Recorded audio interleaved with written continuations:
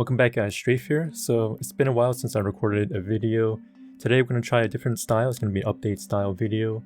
Automata today just got two brand new events. The first is going to be Ultimate Pandemonium, which is a brand new summon board. So I'll get into all the little details about what that actually means. And then we also got Entropy Tier 8, which is a brand new endgame chaos style dungeon that's available for you guys. It also gives you a brand new plate, the platinum plate, once you clear all the stages. So before we actually jump into any of this, first thing you guys should do is go over here to the draw tab. You see this banner and basically pull for this girl over here.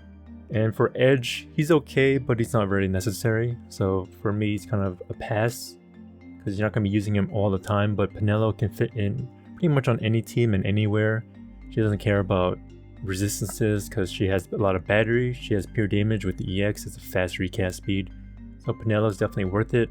I'm not going to be doing any pulls because I already got them. If you're coming back or if you're a new player, this is the banner to pull on. And definitely go for Penelo as priority. You don't really need both. I would just go for her. You can probably stop at that point. Now as for this banner, Lion and Vivi, they're both passes. None of them are realizable, so they're kind of Cosmos era units. But right now we have Chaos style missions, so you don't really want to be using them. Over here, Toto and Camlin Node. For me personally, they're a pass. I wouldn't really recommend new players to pull on them. You can find better characters, just waiting for newer banners and things like that. Jet and Lulu, they're not bad choices, but they're not the best in their field. Lulu is unique because she's the only full enchanter and parallel right now, until we have units like Garnet, units like Rydia, and there are ways off. Again, she's not really necessary, she's just a nice bonus to have for your team, and Jet is just a damage dealer, but I don't think he's the best damage dealer that we have available. Units like King in the past already contend with Jet, so he's gonna have some good competition. Yuri and Onion Knight is a great banner if you're a new player or you're coming back. Both of them are great choices. Yuri is prioritized for sure, definitely high priority. Onion Knight can imperil for your party and enchant. He has 10 turns of that with his Crystal 65 ability, so that's pretty nice. But Yuri has the whole package. He has Brave regen, HP regen, he has Overflow for the party, so he is a great damage dealer. He's a great hybrid unit, and he's going to provide much more value than someone like Jet, who's just a pure damage dealer.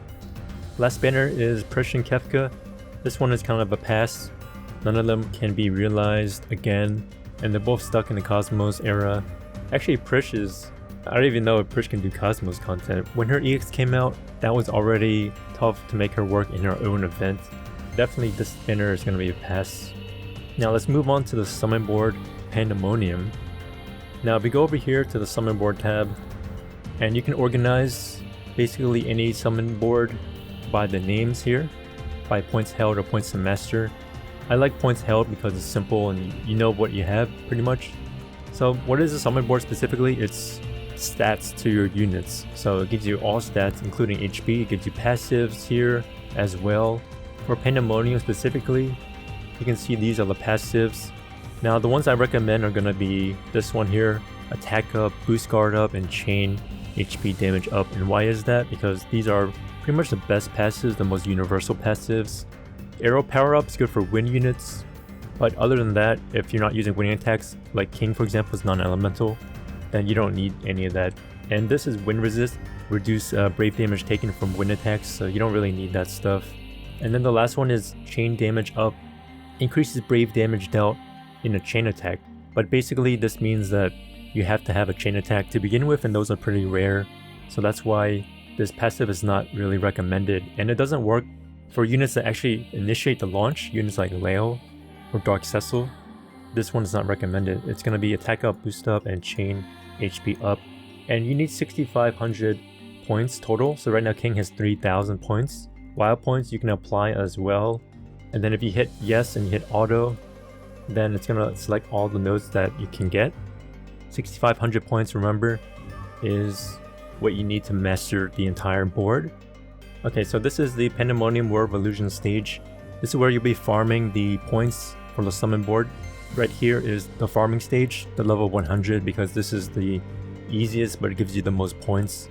It's one wave, and basically the setup is you want to use a special boosted character You can come over here and sort by boosts, and the special boosters are going to be on top here. Now these top 6, so Edge, Penelo, and Y'shtola are going to be the strongest choices. I recommend Penelo if you have her. If not, Y'shtola is better, and then Edge is probably the last choice in terms of farming speed. Basically, I go to max CP, and I start from the highest and the lowest together. So here's Rosa, and you go down to the lowest and use Shadow. The ones at the bottom are going to be treasures only. So treasures only need 1800 points compared to 6500 for a master. So 1800 points you can get easily from 2 runs. The way to get those points is by using this Tome of Training here, where you get 3 times more EXP. The points are boosted from EXP books and not item books. So these item books here won't do any effect for the summon board farming, so don't use them. You can use ×2, but it's not recommended because ×3 shortens the time by a significant margin, and you don't want to be wasting too much time.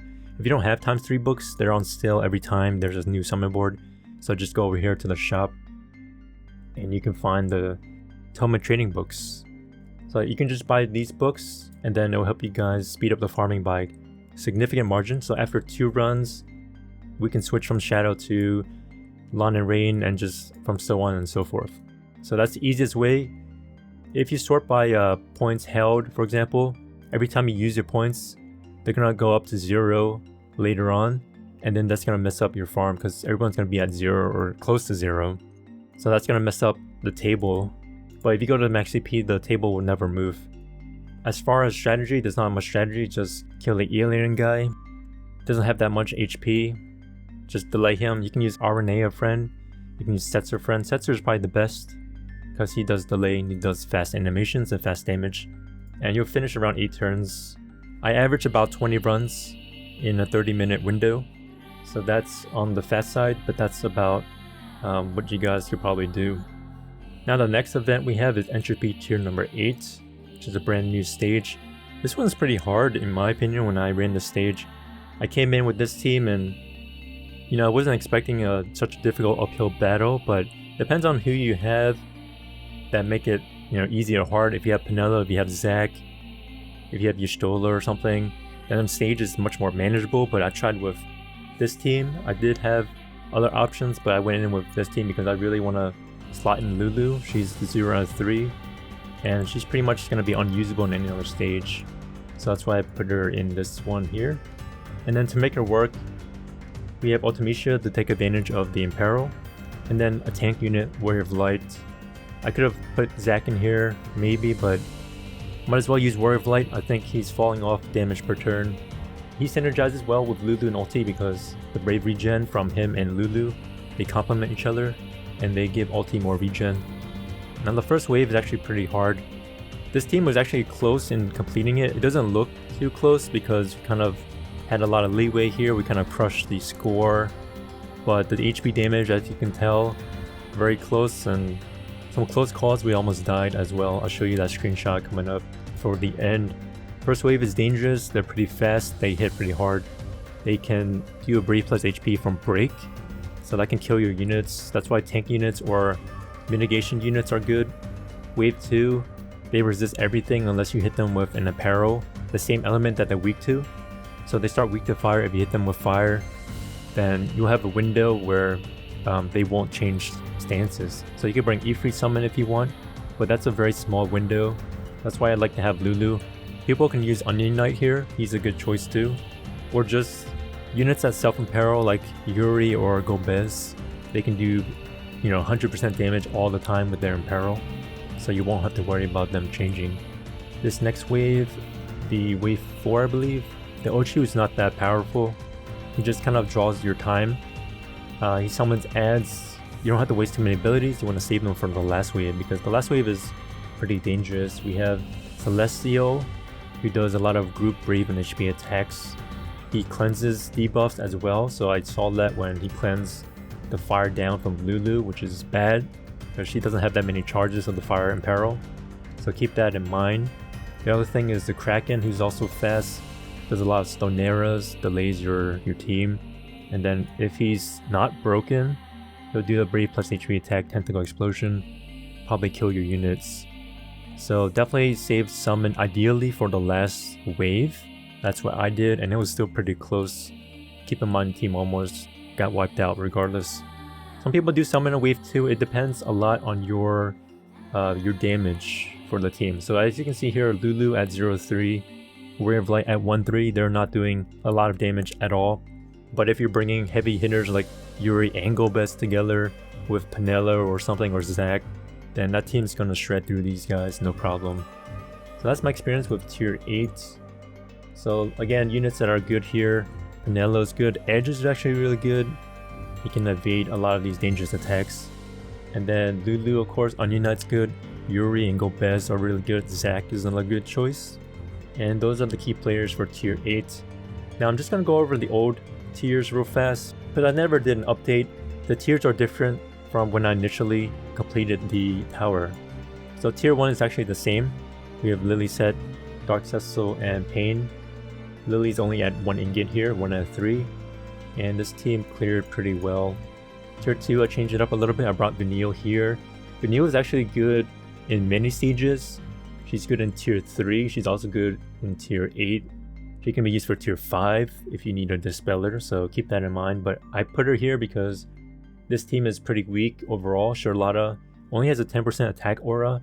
Ace is 0 out of 3. So this team needs serious help, serious auras and debuffs. We also need to keep in mind that you have to debuff this Skull Wizard's Candle on the Wind attack, or it's gonna KO your unit. That's why I brought Vanille specifically. And this team cleared pretty well. Only 1 ingot on this team. Nothing too difficult besides that first wave here. Tier 3, I changed it up. So I used to have Word of Light Ultimecia here, and we brought in Yuffie. This is actually base EX Yuffie, not even booked. And the trick here is actually throwing back Absolute Chaos, which is max HP down.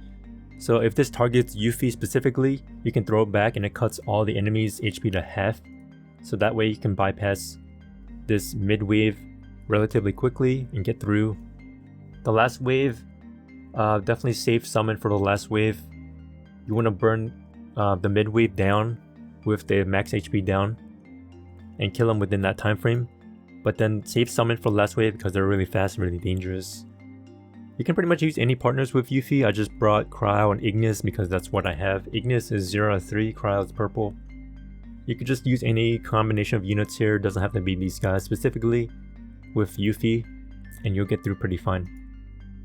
Tier 4, single boss rush. So this one, Y'shtola is the key unit. And basically I just supplemented Y'shtola, so I have Ramza being invisible with his HP plus. And then I have Bartz, who has strong single target shaves. He has more auras for the team. But Bartz, he's only base EX, so he's not doing too much damage. But he's just giving more auras. Y'shtola is pretty much carrying this whole stage herself. So you do have to watch out for score, it's pretty tight here. So we finished at 100 turns. But that's why we have someone like Ramza. And they're all debuff immune, but Y'shtola doesn't care, she just does battery. And she'll carry you guys through that stage. Tier 5 is still one of the hardest for me because I don't have any Dispeller here. Team is still the same. It's probably easier now since Noctis has his EX plus, that's early. But I did this with base EX, 4 boards at the time. This is pretty hard. I wouldn't recommend you guys do it, but it's probably much easier now with Noctis EX plus if you are taking this approach. Tier 6 is pretty easy. From what I've seen, there wasn't anything difficult about it. People use Yuna here, people use Emperor here. I just stuck Rosa paired with Yuna. Yuna again is base, because I don't want to invest ingots in her. And then we have Celeste for the tanking. There's nothing too dangerous here, she just absorbs all the aggro. And Yuna does decent damage with such high auras on the team. And then the last one, tier 7, I do have a video for this posted up earlier. We have 8 taking all the aggro from the beetles. If the other members are targeted, you can try to use Brave Plus, but in my experience, these guys didn't have 30k bravery. So if they were targeted, they were going to get broken anyway. So I had to do a bunch of resets until the beetles kept targeting 8 on their own. And then the last wave is guaranteed to target the highest HP unit. So if you just manipulate the HP like right here, 8 has the highest HP and he'll always be targeted by the last wave. So that's the easy way to get through this without spending heavy investments like Zac here or Ignis. You don't need them here. and then you can use them for other tiers. So Zac would be great in tier 8, for example. So that is DFFOO's latest update, guys. And now all we gotta do is finish the summoning board farming. So let's get to that. I'll see you guys in the next video. Take care.